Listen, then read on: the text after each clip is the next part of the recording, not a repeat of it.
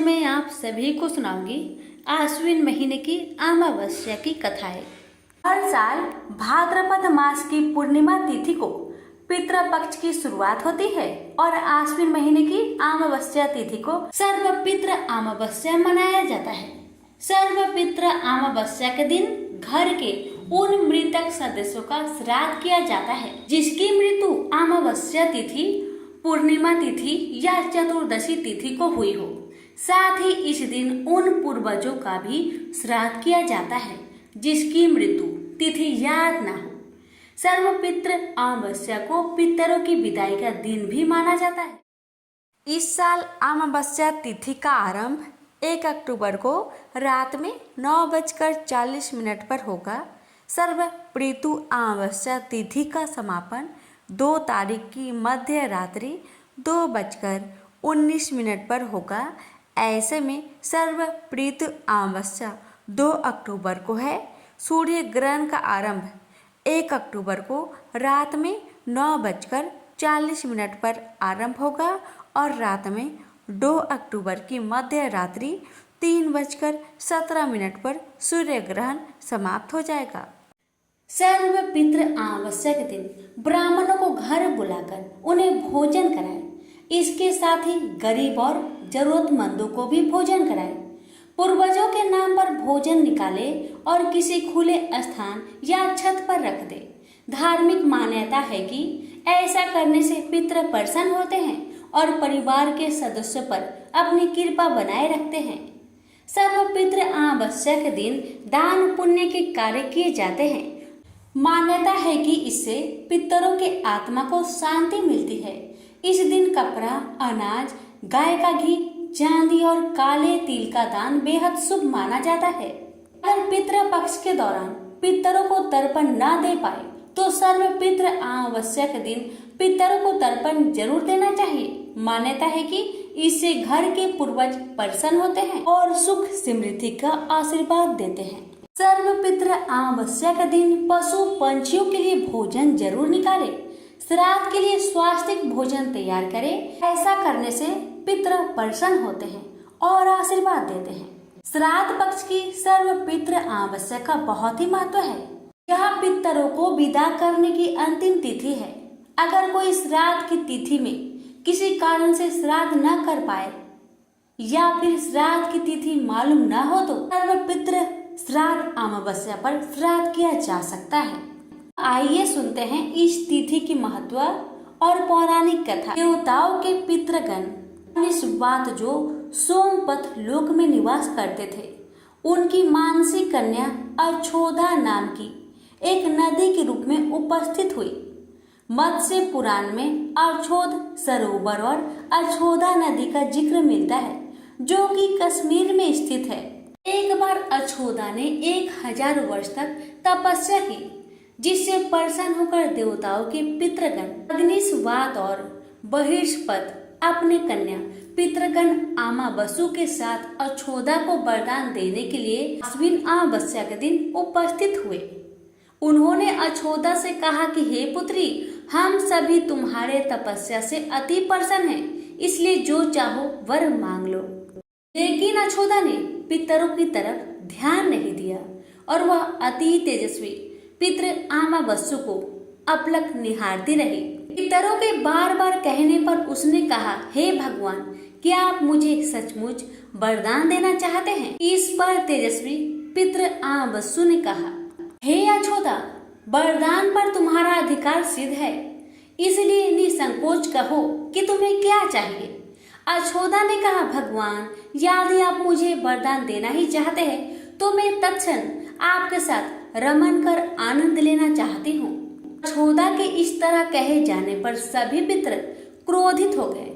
उन्होंने अछोदा को श्राप दिया कि यह पितृलोक से पतित होकर पृथ्वी लोक पर आ जाएगी। पितरों के इस तरह श्राप देने पर अछोदा ने पितरों के पैर में गिरकर जोर जोर से रोने लगी। इस पर पितरों को दया आ गई। उन्होंने कहा कि अछोदा, तुम पतित योनि में श्राप मिलने के कारण मत्स्य कन्या के रूप में जन्म लोगी। और इसके साथ उन्होंने आगे कहा कि भगवान, ब्रह्मा के वंशज महर्षि पराशर तुम्हें पति के रूप में प्राप्त होंगे। तुम्हारे गर्भ से भगवान व्यास जन्म लेंगे।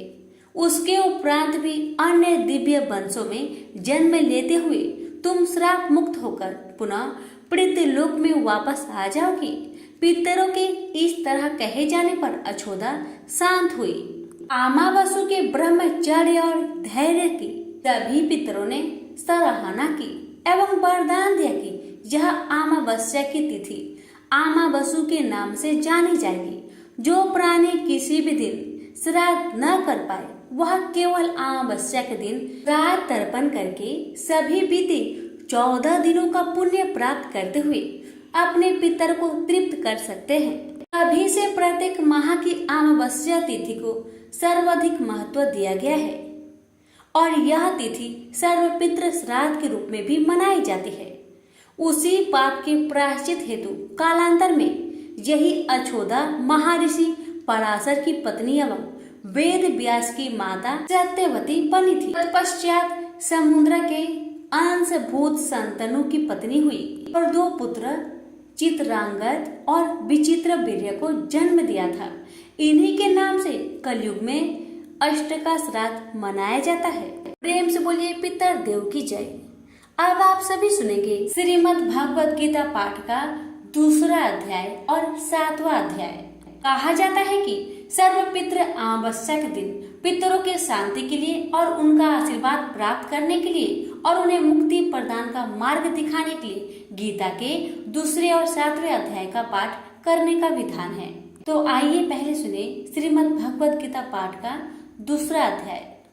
इस अध्याय का नाम है सांख्य योग।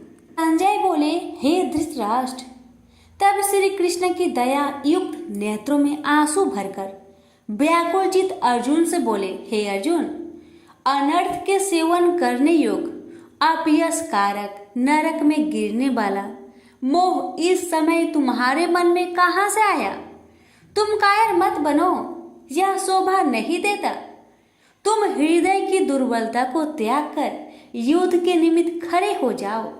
अर्जुन ने कहा, हे मधुसूदन, मैं रण में पूज्य भीष्म और द्रोणाचार्य के ऊपर बाण प्रहार कर कैसे युद्ध कर सकता हूँ?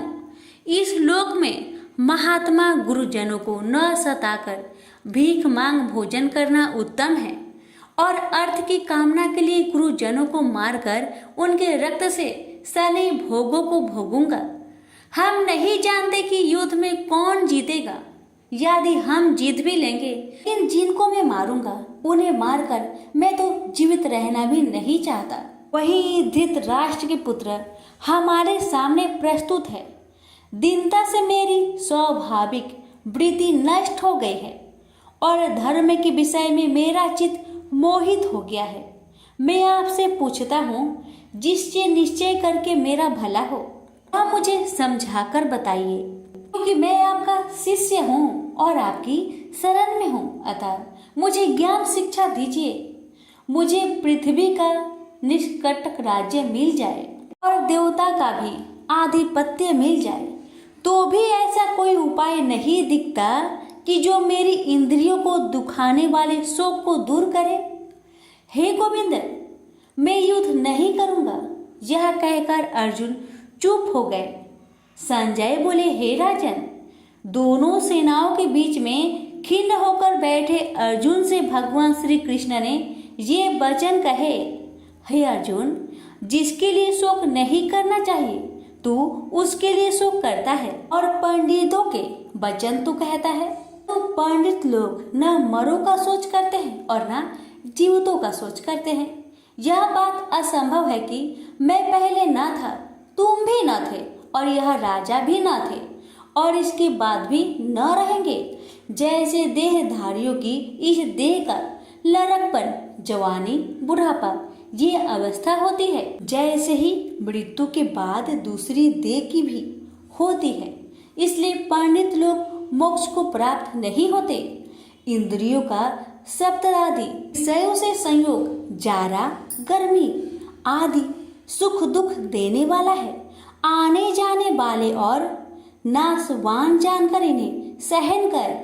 हे नर श्रेष्ठ, सुख दुख को समान मानने वाले जिन वीर पुरुष को यह ब्रह्म पदार्थ कलेश नहीं देते वह मोक्ष पाने के अधिकारी है।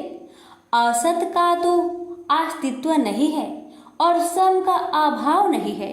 इस अविनाशी अचित्य और नित्य जीवात्मा के ये सब शरीर नाशवन है। अतएव हे भारत, तुम युद्ध करो। जो पुरुष इस आत्मा को मारने वाला तथा जो मरने वाला मानते हैं वे दोनों ही ज्ञानी नहीं है, क्योंकि यह आत्मा न मारती है न मरती है।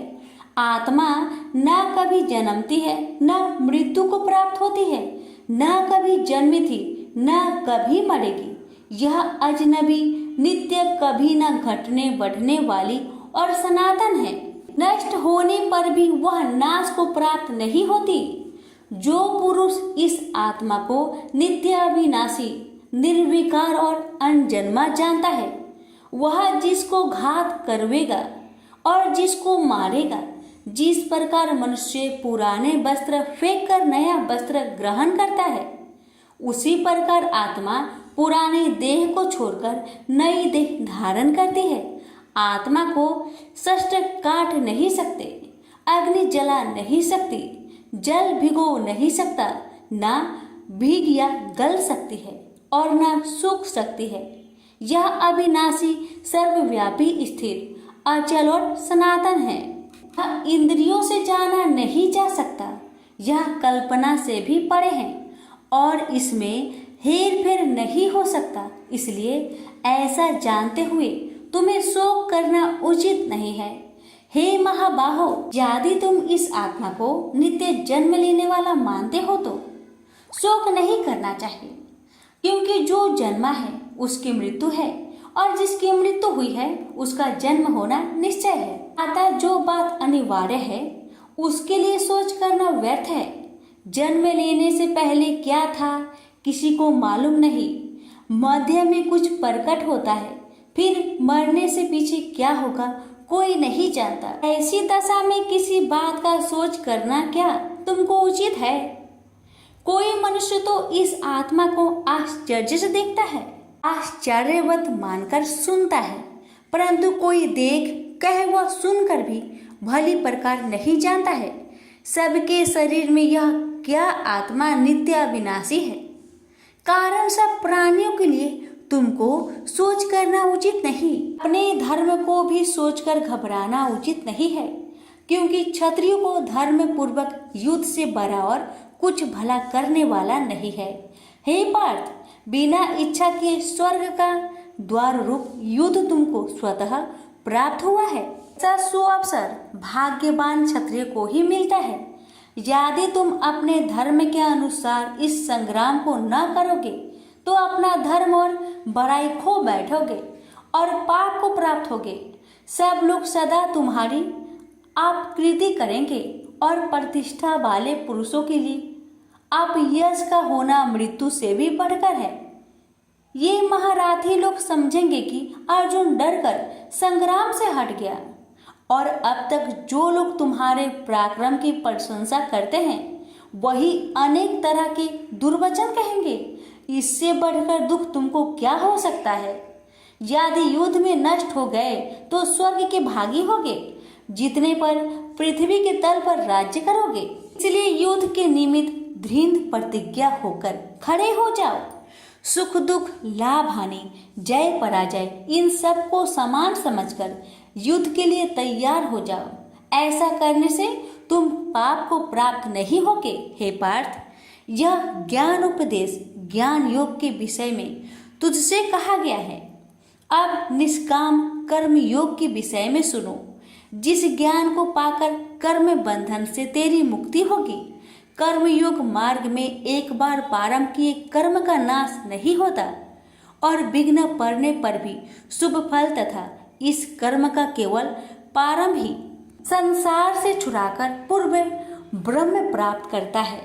निश्चय करने वाली बुद्धि इस निष्काम कर्म में एक ही है और कामना वाले पुरुष की बुद्धि एकाग्र नहीं रहती। हे अर्जुन, अज्ञानी उस पुष्पिता वाणी को ही स्वर्ग सुख से बढ़कर कुछ नहीं समझते। स्वर्ग सुख को ही जो उत्तम पुरुषार्थ समझते हैं, उनको कामनाओं से चित्त व्याकुल होने के कारण निश्चयात्मक बुद्धि से मोक्ष साधना उत्पन्न होती है। कारण कि उनका चित्त भोग आदि में सदैव निमग्न रहता है। जिन मनुष्यों का चित्त इस प्रकार मोह में लिप्त है और जिसकी आसक्ति भोग विलास और ऐश्वर्य में है, ऐसे पुरुषों के अंत कारण में निश्चयात्मक बुद्धि नहीं होती। हे अर्जुन, वेद त्रिगुणात्मक सकाम है, तुम निष्काम हो जाओ। सुख दुख को समान जानकर नित्य क्षेम आदि स्वार्थों में ना पड़कर धीरजवान और आत्मनिष्ठ हो। तुमको केवल कर्म करना चाहिए, तुम्हारे अधिकार में फल नहीं। तुम ना तो फल की अभिलाषा में काम करो और न निकम्मे ही रहो। फल की आशा त्याग कर कर्म की सफलता असफलता को समान समझकर तुम योगस्थ होकर कर्म करो। फल की इच्छा रखने वाले निष्कृष्ट होते हैं। काम कर्म करने वाला पुरुष ईश्वर कृपा से इसी संसार में सुकृत तथा दुष्कृत इन दोनों का ही त्याग कर देता है। जो सब कर्मों में कल्याणकारक है, कर्म फल को त्याग कर ही बुद्धि युक्त ज्ञानी पुरुष जन्म बंधन से हटकर मोक्ष को पाते हैं। जब तुम्हारी बुद्धि मोह बन के बाहर निकल जाएगी, तब तुम्हारा मन आगे सुनने वाली तथा हुई बातों से विरक्त हो जाएगी। अनेक श्रुति इस मृत्यु के वचन को सुनने से तुम्हारी बुद्धि भ्रमित हो गई है। जिस समय वह निश्चल होकर आत्मा में निश्चल होगी, तभी उनको तत्व ज्ञान प्राप्त होगा। अर्जुन ने पूछा, हे केशव, आत्मा स्वरूप में निश्चल बुद्धि वाला जिसको कहा है, उनके लक्षण क्या है? श्री कृष्ण जी बोले, हे अर्जुन, जो महात्मा पुरुष मन की कामनाओं को त्याग देता है और अपने आप ही से प्रसन्न रहता है, उसको निश्चल बुद्धि वाला कहते हैं। दुख में जिसके मन खेद नहीं होता और सुख में जिसको आसक्त नहीं होती तथा प्रीति भय क्रोध जिसके जाते रहते हैं, वह महात्मा स्थिर बुद्धि वाला मुनि कहलाता है। जो सर्वत्र स्नेह करना है, जो शुभ पदार्थ होने पर हर्ष नहीं करता, अशुभ से अप्रसन्न नहीं होता, उसी को स्थिर बुद्धि जानना चाहिए। और कछुआ जैसे अपने अंगों को सिकुड़ लेता है, उसी तरह जो पुरुष अपनी इंद्रियों को विषय से हटाता है, उनकी बुद्धि स्थिर जाननी चाहिए। हे अर्जुन, मोक्ष प्रयत्न करने वाले विद्वान व्यक्ति को भी प्रबल इंद्रिया बलात् उसके मन को जीत लेती है। इसलिए सब इंद्रियों को विषयों से रोक मेरे अंतर्ज्ञान में तत्पर हो जावे। जिसने इंद्रियों को बस में कर लिया है, उसकी बुद्धि निश्चल है। जो पुरुष विषयों के ध्यान में रहता है, उसमें उसकी प्राप्ति हो जाती है। प्राप्ति होने से कामना होती है, इच्छा के पूर्ण न होने से क्रोध से अविवेक होता है, अविवेक से स्मरण शक्ति नष्ट हो जाती है, स्मरण शक्ति के नष्ट होने से बुद्धि क्षय हो जाती है। जिसकी बुद्धि का नाश हुआ वह विनाश को प्राप्त होता है। जो पुरुष राग देश से रहित होकर इंद्रियों के विषय सुख का अनुभव करता है और अपने मन को बस में रखता है, वह शांति को प्राप्त होता है। शांति मिलने पर सब दुखों का नाश होता है। प्रसन्न चित्त वाले की बुद्धि तुरंत निश्चल हो जाती है। वो पुरुष योग युक्त नहीं है, उनको निश्चल बुद्धि उत्पन्न नहीं होती। भावना के न होने से शांति प्राप्त नहीं होती। शांत को सुख कहाँ से मिलेगा?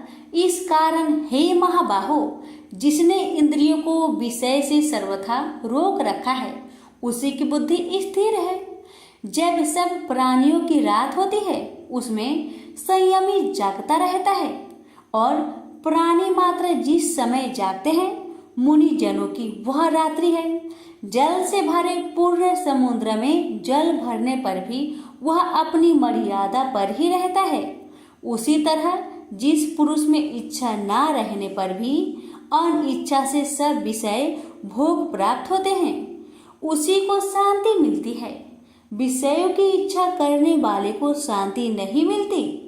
जो पुरुष सब कामनाओं को छोड़कर इच्छा रहित होकर विचरता है, ममता अहंकार जिसमें नहीं है, वही शांति को प्राप्त होता है। हे पार्थ, ब्रह्मी स्थिति यही है।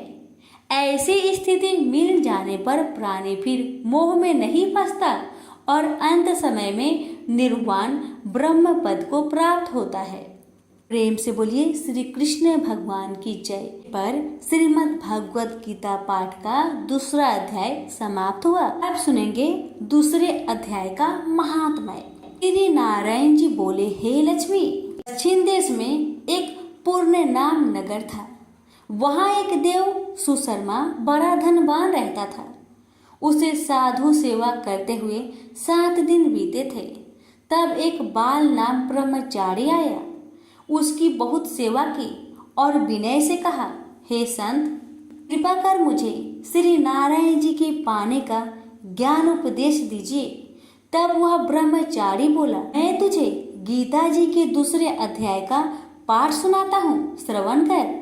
एक आइली वन में बकरियां चरा रहा था। वहां मैं भजन किया करता था।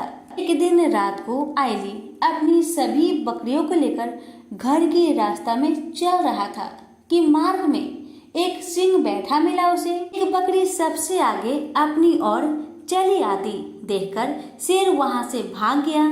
तब आइली यह देखकर बहुत हैरान हुआ और मैं भी वहां पर खड़ा हुआ था। उस चौराहे ने मुझे देखकर कहा, मैंने यह आश्चर्य देखा कि बकरी को देखकर शेर भाग गया। ये कैसे हुआ? तुम तो त्रिकाल के हो, यह वृत्तांत मुझे सुनाओ, तुम सब कुछ जानते हो। तब संत ने कहा, हे आइली, मैं तुझे एक छिपकली वार्ता सुनाता हूँ। यह बकरी पिछले जन्म में डायन थी। जब इसका पति मर गया तब यह बड़ी डायन हुई। इस सुंदर लड़के को देखे उसी को खा लेती थी। और शेर पिछले जन्म में फंदक था। वह पंछी को पकड़ने के लिए वन में जाया करता था। ये डायन भी वही वन को गई। वह डायन ने उस फंदक को खा लिया था। अब वही फंदक शेर हुआ। वह डायन बकरी बनी है। शेर को पिछले जन्म की खबर है, इसलिए बकरी को देखकर शेर ने समझा कि अभी यह मुझे खाने के लिए आ रही है। तब आइली ने कहा, मैं पिछले जन्म में कौन था? तब संत बोला, तू पिछले जन्म में चांडाल था। आइली ने कहा, हे ब्रह्मचारी जी, कोई उपाय भी है जिससे हम तीनों ही इस अधम देश से छूटे? तब संत जी बोले, हम तुम तीनों का उद्धार करते हैं। ये कहकर संत जी ने जब गीता जी के अक्षर सुनाए तो उनको सुनते ही तुरंत आकाश से विमान आए और उन तीनों को विमानों में बैठाकर बैकुंठ लोक को ले गए। अधम देह से छूटकर देव देही पाई और देव सुशर्मा भी ज्ञान को सुन मोक्ष को प्राप्त हुआ और देव देही पाकर बैकुंठ को गया। तब श्री नारायण जी ने कहा, हे लक्ष्मी जी, जो मनुष्य श्री नारायण जी के ज्ञान को पढ़े सुने वह अवश्य मुक्ति को प्राप्त होता है। प्रेम से बोलिए लक्ष्मी नारायण की जय। यहीं पर हमारी गीता पाठ का दूसरा अध्याय का महात्म्य समाप्त हुआ। श्री कृष्ण भगवान बोले, हे पार्थ, जो मुझ में मन लगाकर मेरे में ही आश्रय लेकर योगा अभ्यास करते हुए मेरे स्वरूप का संचय रहित पूर्ण ज्ञान प्राप्त होगा, सो सुनो, विज्ञान के सहित वह पूर्ण ज्ञान में तुम्हें सुनाता हूँ, जिसके जानने से तुमको इस लोक में और कुछ जानना शेष न रहेगा। सहस्त्रों मनुष्य में से कोई एक सिद्धि प्राप्त के लिए यत्न करता है। उन यत्न करने वाले सिद्धों में से कोई बिरला ही मुझे ठीक जान पड़ता है। पृथ्वी, जल, अग्नि, वायु, आकाश, मन, बुद्धि और अहंकार, यह 8 प्रकार की मेरी प्रकृति माया है। इस प्रकृति को अपरा, अचेतन अर्थात जड़ कहते हैं। और हे महाबाहो, इससे दूसरी प्रकृति चेतन है, जिसने संपूर्ण जगत धारण किया है। इन्हीं प्रकृतियों से सब प्राणी मात्र उत्पन्न होते हैं। ऐसा जानो, यह प्रकृतियां हमसे ही उत्पन्न हुई है। इस तरह सब जगत की उत्पत्ति और प्रलय का कारण मैं ही हूँ। हे धनंजय, जिस प्रकार धागे में मणि पिराई जाती है, उसी भांति यह सब संसार मुझसे परे और कुछ भी नहीं। हे कुंती पुत्र, जल में रस में मैं ही हूँ, चंद्रमा और सूर्य में प्रकाश में मैं ही हूँ, सब वेदों का सार मैं ही हूँ, आकाश में शब्द तथा पुरुष में पौरुष मैं ही हूँ। हे अर्जुन, पृथ्वी में सुगंध तथा अग्नि में तेज रूप मैं ही हूँ, सब प्राणियों में जीवन और तपस्वियों का तप मैं ही हूँ। हे पार्थ, समस्त प्राणियों में सनातन बीज रूप मुझको ही जानना, बुद्धिमानों में बुद्धि स्वरूप और तेजस्वियों में तेज मैं ही हूँ। हे अर्जुन, काम और रोग रहित बलवान पुरुषों में धर्म के विरुद्ध न जानने वाला कर्म मैं ही हूँ। जितने भी स्वास्तिक राजस तामस पदार्थ है, वे सब मुझसे ही उत्पन्न हैं, परंतु उनमें मैं नहीं रहता। ये सब मुझ में है, सत्व रज तम। इन तीनों गुणों के प्रभाव से यह सारा जगत मोहित हो रहा है। इस कारण यह मेरी गुणमयी और दिव्यमयी माया अति दुस्तर है। जो मुझको अनन्य भाव से भजते हैं, वे इस माया को पार कर जाते हैं। हे भारत श्रेष्ठ अर्जुन, 4 प्रकार के जीव मुझको भजते हैं। दुखिया, जिज्ञासु, ऐश्वर्य की कामना करने वाले और ज्ञानी, जिनमें मुझे सदा एकाग्रचित और केवल मेरी भक्ति करने वाले, और ज्ञानी, जिनमें मुझे सदा एकाग्रचित और केवल मेरी भक्ति करने वाले ज्ञानी पुरुष श्रेष्ठ है, क्योंकि मैं ज्ञानी को अत्यंत प्रिय हूँ और वह मुझको प्रिय है। यद्यपि ये सभी भक्त श्रेष्ठ है, तथापि ज्ञानी तो मेरी आत्मा ही है, क्योंकि वह मुझ में ही मन लगाकर मुझको ही सर्वोत्तम गति मान मेरा ही आश्रय ग्रहण करता है। वह ज्ञानी अनेक जन्मों के बाद मुझे पा लेता है।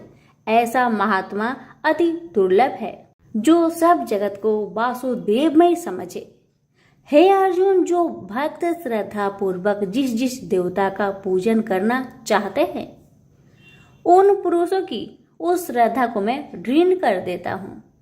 यह उस श्रद्धा से मुक्त होकर उस देवता की आराधना करता है, फिर उसको मेरे ही रचे हुए काम का फल प्राप्त होते हैं। परंतु उन अल्प बुद्धि वालों का फल नाशवान है।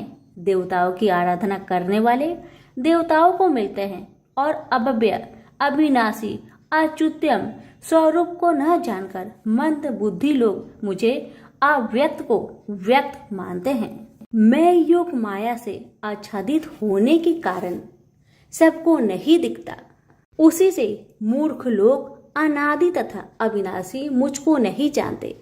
हे अर्जुन, मैं भूत भविष्य और वर्तमान के सभी प्राणियों को ही जानता हूँ, पर मुझे कोई भी नहीं जानता।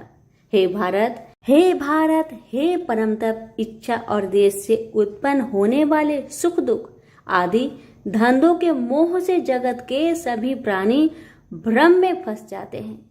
जिन पुण्य आत्माओं के पाप नष्ट हो गए हैं, वह पुरुष दृढ़ मोह से छूटकर दृढ़ निश्चय करके मेरी भक्ति करते हैं, जो आश्रय लेकर जीवन मरण से दूर करने के अर्थ प्रयत्न करते हैं। वे पुरुष ब्रह्मा आत्मज्ञान अपने चित्त को निश्चल रखकर उसका संगम करता है और अंत कारण की समाधि लगाता है।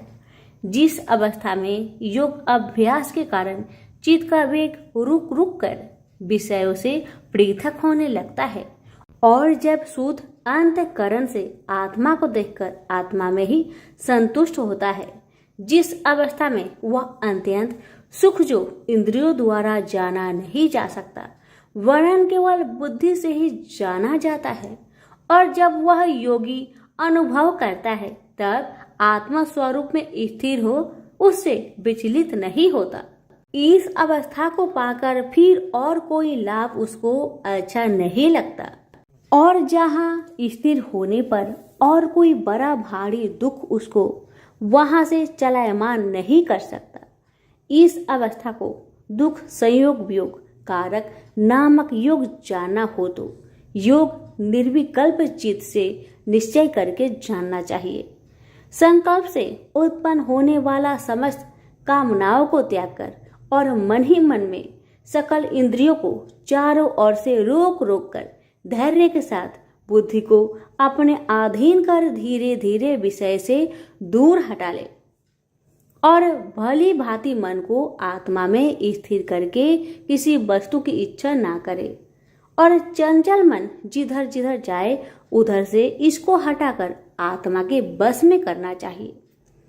इस प्रकार शांति चित्त तथा रजोगुण से रहित निष्पाप तथा ब्रह्म स्वरूप योगी को उत्तम सुख प्राप्त होता है। इस रीति से निरंतर योगाभ्यास करने वाला योगी समस्त पापों से छूटकर सहज ही उस परम सुख को पा लेता है जो ब्रह्म के संयोग से प्राप्त होता है। जिसका मन योग में स्थिर हो गया है उसकी दृष्टि भी सर्वत्र समान हो जाती है और वह सब प्राणियों में अपने को और अपने में सब प्राणियों को देखता है। जो सब प्राणियों में मुझको और मुझ में सब प्राणियों को देखता है। मैं उससे अलग नहीं रहता और मुझसे वह अलग नहीं रहता। जो अभेद भाव से रहता है सब प्राणियों में स्थिर हो मेरा मनन करता है वह योगी चाहे जिस अवस्था में रहे मुझ में मिल जाता है। हे अर्जुन, जो समस्त प्राणियों के दुख सुख के समान समझता है और सबको समान देखता है वही श्रेष्ठ योगी है।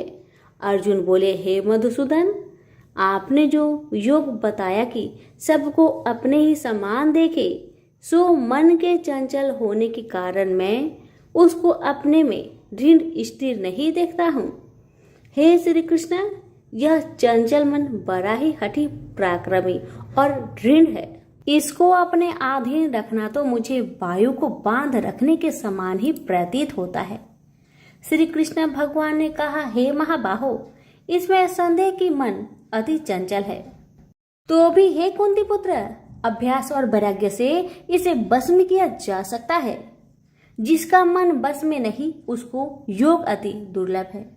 अर्जुन ने कहा, हे श्री कृष्ण, जिसमें श्रद्धा तो है पर योग प्राप्त करने में सफल नहीं हुआ है और जिसका चित्त योग से विचलित हो गया है वह योग सिद्धि न पाने से किस गति को प्राप्त होता है। श्री कृष्ण बोले, हे अर्जुन, उसका यहाँ नाश नहीं होगा पर परलोक में भी नहीं होगा, क्योंकि उत्तम कर्म करने वाले किसी मनुष्य की दुर्गति नहीं होती। वह योग में असफल मनुष्य बहुत दिनों तक पुण्यवानों को प्राप्त होने वाले लोकों में वास करता है और फिर वहां से किसी पवित्र और धनवान मनुष्य घर में आकर जन्म लेता है। इस प्रकार का जन्म पाना भी इस लोक में बड़ा दुर्लभ है। हे कुरुनंदन, यह योगियों के बस में जन्म लेकर पूर्व जन्म की बुद्धि संस्कार अर्थात आत्मज्ञान को पाता है और उससे अधिक सिद्धि के लिए यत्न करता हूँ। पूर्व जन्म में किए योग अभ्यास के बल में अनेक विघ्नों को पड़ने पर भी यह मोक्ष को प्राप्त होता है। योग की केवल इच्छा ही हो तो पुरुष शब्द ब्रह्म के परे जा पहुंचता है। जो बड़े परिश्रम और यत्न से योग अभ्यास करता है वह पापों से छूट मोक्ष को पाता है। बड़े तपस्वियों से योगी श्रेष्ठ है। जो शुद्ध होकर अनेक जन्मों में परिश्रम करके सफल होता है और ज्ञानियों से भी योगी श्रेष्ठ है। इसलिए हे अर्जुन, तुम योगी बनो। केवल मुझ में ही मन लगाकर योग प्राप्ति के लिए जो मेरा भजन करता है उसको समस्त योगियों के मध्य से मैंने अत्यंत श्रेष्ठ माना है। प्रेम से बोलिए श्री कृष्ण भगवान की जय। आप सुनिए श्रीमद् भगवत गीता पाठ अध्याय 7 की महात्म्य। भगवान शिव कहते हैं, हे पार्वती, अब मैं 7वें अध्याय का महात्म्य बतलाता हूँ, जिसे सुनकर कानों में अमृत राशि भर जाती है। पाटलिपुत्र नामक एक दुर्गम नगर है जिसका गोपुर बहुत ही ऊंचा है। उस नगर में शंकुकर्ण नामक एक ब्राह्मण रहता था।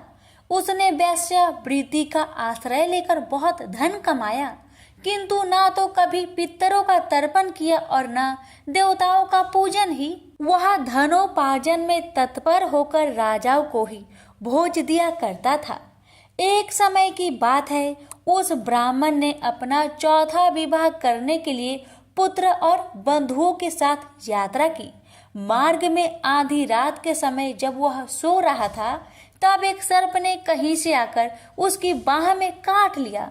उसके काटते ही ऐसी अवस्था हो गई कि मणि, मंत्र और औषधि आदि से भी उसके शरीर की रक्षा असाध्य जान पड़ी। तत्पश्चात कुछ ही क्षणों में उसके प्राण पेखरू उड़ गए। वह प्रेत बना। फिर बहुत समय के बाद वह प्रेत सर्प योनि में उत्पन्न हुआ। उसका बीत धन की वासना में बंधा था। उसने पूर्व वृत्तांत को स्मरण करके सोचा, मैंने घर के बाहर करोड़ों की संख्या में अपना जो धन गार रखा है, उससे इन पुत्रों को वंचित करके स्वयं ही उसकी रक्षा करूंगा। सांप की योनि से पीड़ित होकर पिता ने एक दिव्य सपना में अपने पुत्र के समक्ष आकर अपना मनोभाव बताया। तब उसके पुत्र ने सवेरे उठकर बड़े विस्मय के साथ एक दूसरे से सपने की बातें कही। उनमें से झंझला पुत्र कुदाल हाथ में लिए घर से निकला और जहां उसके पिता सर्प योनि धारण करके रहते थे, उस स्थान पर गया। यद्यपि उसे धन के स्थान पर ठीक ठीक पता नहीं था, तो भी उसने जीहो से उसका ठीक निश्चय कर लिया और लोभ बुद्धि से वहां पहुंचकर बाबी को खोदना आरंभ किया। तब उस बाबी से बड़ा भयानक सांप प्रकट हुआ और बोला, ओ मूर्ख, तू कौन है? किस लिए यहाँ आया है? यह बिल क्यों खोद रहा है? किसने तुझे भेजा है? ये सारी बातें मेरे सामने बता। पुत्र बोला, पिताजी, आपकी मुक्ति कैसे होगी? इसका उपाय मुझे बतलाइए, क्योंकि मैं इतनी रात को सब लोगों को छोड़कर आपके पास आया हूँ। पिता बोले, बेटा, गीता के अमृतमय 7वें अध्याय को छोड़कर मुझे मुक्त करने में तीर्थ, दान, तप और यज्ञ भी सर्वथा समर्थ नहीं है। केवल गीता का 7वां अध्याय ही प्राणियों के जरा मृत्यु आदि दुखों को दूर करने वाला है।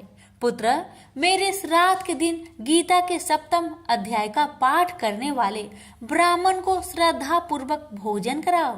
इससे निसंदेह मेरी मुक्ति हो जाएगी।